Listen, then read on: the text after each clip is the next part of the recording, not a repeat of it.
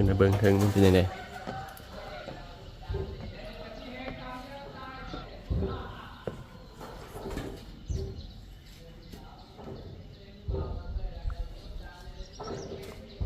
เขาผู้ไทย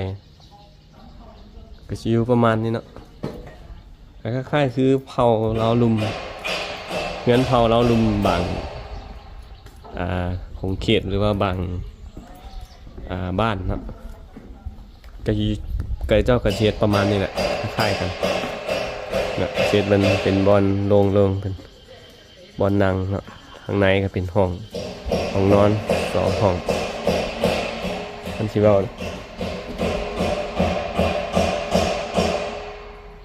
เผาผู้ไทยเงินเผาผู้ไทยนี่คล้ายๆคือเงินเราลุมสมัยก่อนเนาะ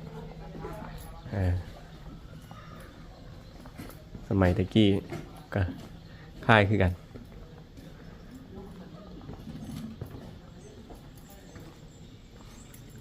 นี่งานหลังนี้